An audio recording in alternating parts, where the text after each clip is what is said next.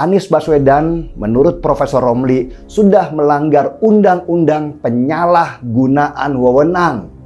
Dan sejak awal Anies sudah membebankan kegiatan Formula E itu pakai uang APBD. Padahal nggak ada perencanaan sebelumnya. PKS serang Heru Budi soal Formula E 2023, rugi ratusan miliar. Loh, bukannya dari era Anies sudah rugi? Gitu kok dulu bilang untung, malah buntung. Ditulis oleh tim redaksi jurnal dari berbagai sumber. KPK misalnya udah menelisik masuk menguliti proyek Formula E ini karena memang banyak banget kejanggalannya. Sementara keuntungannya secuil, untung belum tentu, buntung sudah menanti. Kalau ini nggak nyangkut duit rakyat sih, ya bodoh amat lah. Bodoh amat ya, ngapain pusing-pusing urusan seperti itu. Tapi karena ada uang rakyat yang digunakan sejak awal, dan jumlahnya tuh 1,5 triliun. Dan itu entah kemana. Jadi wajib kita plototin ini barang. Halo, kembali berjumpa dengan Helmi Thohir di channel Jurnal 45. Pegiat media sosial Yusuf Dumdum alias Yusuf Muhammad menyoroti pernyataan politikus PKS yang mengatakan bahwa kerugian Formula E 2023 mencapai ratusan miliar rupiah.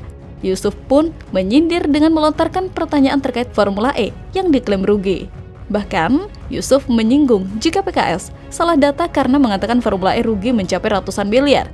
Ketidakpercayaan Yusuf tersebut karena ada klaim dari pihak yang menurutnya geng sebelah justru menyebut jika Formula E itu meraup keuntungan sampai triliunan. Diketahui bahwa anggota DPRD DKI Jakarta dari fraksi PKS Suhud Alinuddin mengatakan gelaran Formula E merugi hingga ratusan miliar. Itu karena pengeluaran ajang itu mencapai 129 miliar. Sementara pendapatannya hanya sekitar 25 miliar. Hal ini tentu sangat bertolak belakang dengan klaim pihak Anies beberapa waktu yang lalu. Dari pihak Anies mengklaim Formula E akan tetap menguntungkan Pemprov DKI Jakarta secara ekonomi. Jika merujuk studi dampak ekonomi yang tercantum dalam PMD PT Jakarta Propertindo TA 2020 kepada Pemprov DKI Jakarta pada bulan September 2019, disebutkan kurang lebih keuntungan ekonomi dari Formula E tahun 2022 hingga tahun 2024 sebesar 1,567 triliun. Jadi siapa yang benar nih? Anies atau PKS? Jika dilihat klaim Formula E untung triliunan itu tidak benar. Dan pernyataan PKS soal Formula E rugi di era Heru Budi hanya sebagai pihak oposisi yang sengaja menyerang Pemprov DKI. Padahal di era Anies, Formula E disebut menderita kerugian hingga 1,9 triliun dalam 4 tahun terakhir penyelenggaraannya. Tapi Anies dengan PD-nya bikin kontrak sampai 5 tahun, melebihi masa jabatannya sendiri. Bahkan Anies tidak malu mengakui bahwa dalam 3 tahun pertama gelaran Formula E Jakarta akan mengalami kerugian. Iya, rugi di rakyat dong. Kan uangnya dari APBD. Anies mana merasa rugi kan? Bahkan di dalam studi kelayakan pertama yang dibuat oleh Jakpro, Formula E disebut untung oleh Jakpro. Namun sesudah diaudit oleh BPK ketahuan bahwa Jakpro tidak memasukkan komitmen fee sebagai biaya. Tapi melihat hal ini PKS malah diam. Di mana PKS pada waktu itu? Sibuk jilatin Anies ya. Sekarang kerugian belum terbukti, PKS malah kowar-kowar minta diaudit. Hanya PKS yang ngotot dan memaksa memuji membabi buta. Anies dibilang banyak prestasi lah. Sekarang secara tidak sadar PKS menyiratkan Anies tidak becus. PKS secara tidak langsung menyindir Anies tidak sanggup menyelesaikan masalah di DKI. Tapi di sisi lain meminta PJ Gubernur DKI menangani masalah itu dalam waktu singkat. Dikira PJ Gubernur DKI menjabat sampai 5 tahun. Anies saja 5 tahun tak bisa apa-apa. Normalisasi dihentikan, naturalisasi tidak dikerjakan. Banyak janji kampanye yang isinya kosong dan bohong. Tapi PKS tidak pernah ribut soal ini. Kalau ada partai yang paling tidak bisa dipercaya, maka PKS jawabannya. PKS membuktikan bahwa Anies tidak mampu, sehingga memberikan target kepada Heru yang bahkan masih belum menjabat. Begitulah contoh politik tak jelas yang dipertontonkan oleh PKS. 5 tahun diam saja malah memuji orang yang tak layak dipuji. Bapak Anies yang terhormat hanyalah gubernur yang kebetulan beruntung karena didukung komplotan dungu penjual agama yang tinggal di Jakarta, yang mana seharusnya dihuni oleh penduduk yang memiliki kemampuan menggunakan akal sehat. Jadi bagaimana menurut Anda?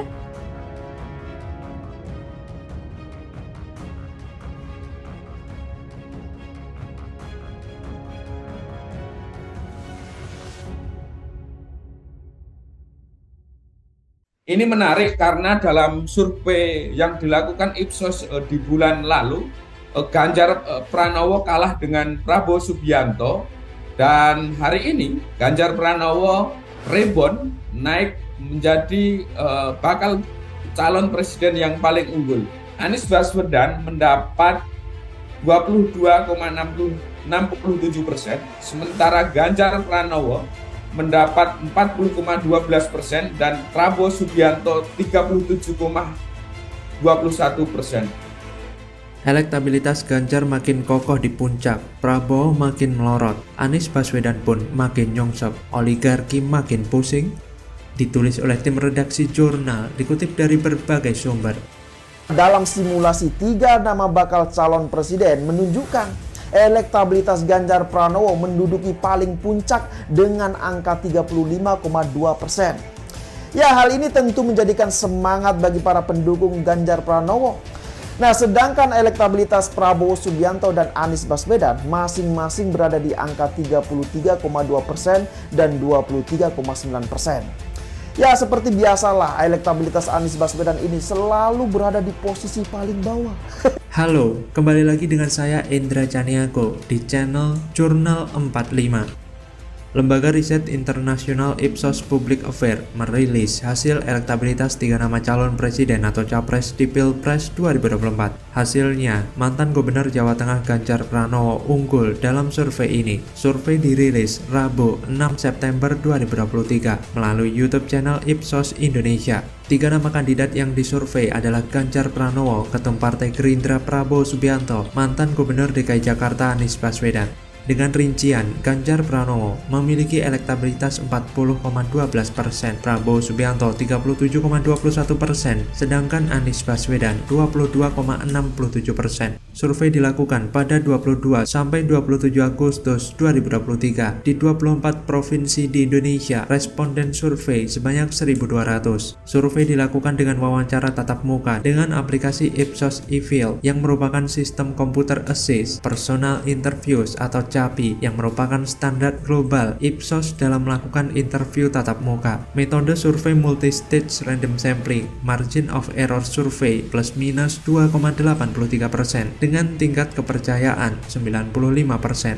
Melihat elektabilitas Ganjar yang semakin kokoh inilah, maka ada kemungkinan Ganjarlah yang menjadi capres pengganti Jokowi. Elektabilitas Prabowo Subianto semakin melorot dan Anies semakin nyungsep. Jika tidak ada kejadian luar biasa, maka tampaknya peluang Anies untuk merangsek kedua besar untuk menggeser Prabowo akan terlihat semakin sulit. Begitu juga dengan Prabowo akan kesulitan untuk menggeser Ganjar. Malah bukan tidak mungkin jika nama di luar ketiga orang itu mendadak mengalami keajaiban pada 1-2 bulan nanti. Popularitas Anies dan Prabowo yang tergerus akan membuatnya tergeser. Jarak sekitar 15% antara Anies dan Prabowo itu lumayan jauh loh, dengan posisi pemilih yang akan semakin paten menjelang pendaftaran paslon pada Oktober 2023. Sekali lagi, kecuali ada peristiwa luar biasa, maka peluang terjadinya duel antara Ganjar versus Prabowo akan berpotensi terjadi. Sedangkan Anies akan semakin tenggelam atau malah batal diusung oleh Nasdem dan kawan-kawan.